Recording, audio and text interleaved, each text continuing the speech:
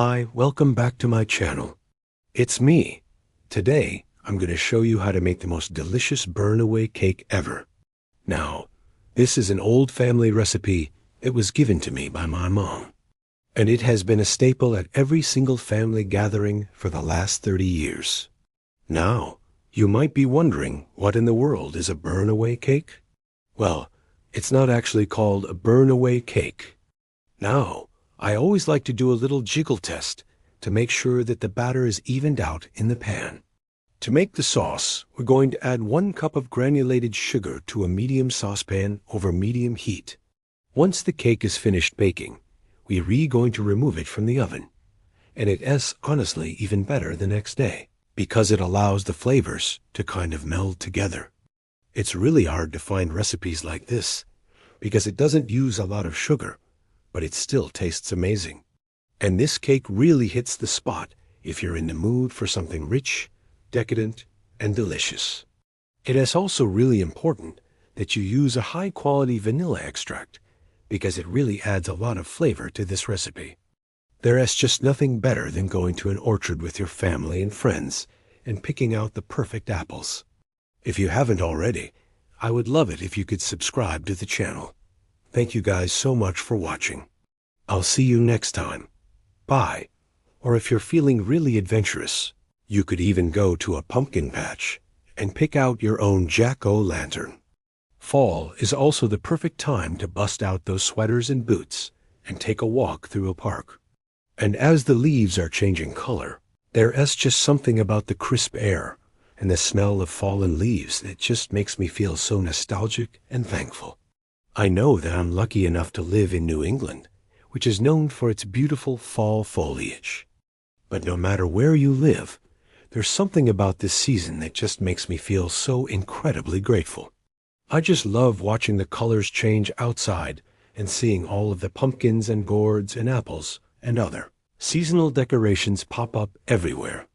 Now, I prefer to use a Mexican vanilla extract because it has a really nice dark, rich flavor that is less sweet than regular vanilla. But you can use whatever kind that you like. Just make sure that it's pure vanilla extract. And we're going to poke holes all over the top of the cake using either a fork or a toothpick. Then we're going to let the cake cool down in the pan for about 10 minutes.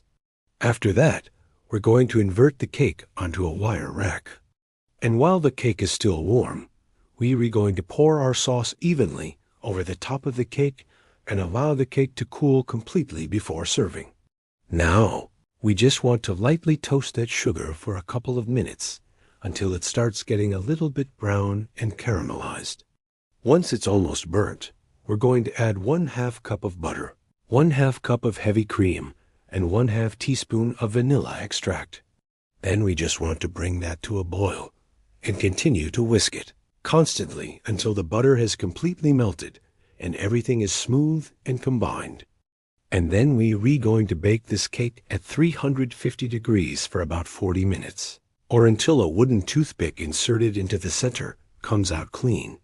The reason why we bake this cake at a lower temperature is because if we baked it at a higher temperature, the outside would burn before the inside was actually cooked through. So that's where the name burn away comes from. That is just what we call it, because the outside of the cake is all brown and burnt and caramelized. But the inside remains moist and delicious, and it's not actually burnt at all. It's just this really fun name that we have for this cake. And when I tell you this cake is delicious, I mean it. You guys know that I don't use a lot of sugar in any of my recipes, but this recipe calls for sugar, and it's going to taste amazing.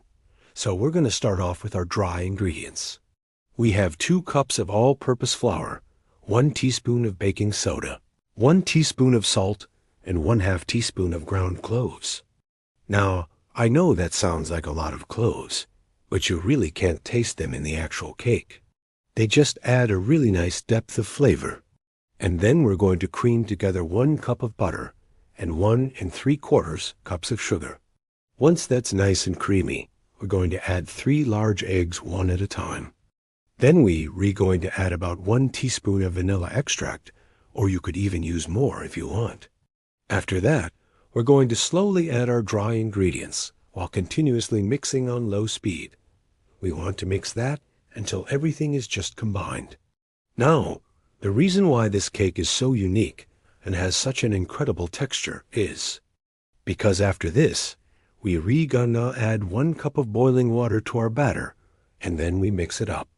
And I promise you, you've never seen a cake batter quite like this before. It's gonna be super thin and runny. And you're gonna think that you did something wrong. But I promise you, you did everything right, and this is exactly how it should look. This cake is amazing because it has a really nice balance between being super moist and fluffy, yet dense and rich. And adding that boiling water really helps to create that perfect texture.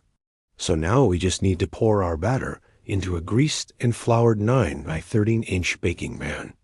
While the cake is baking, we're going to start working on the most important part of this recipe, which is the sauce that you're going to put on top of the cake once it's done baking.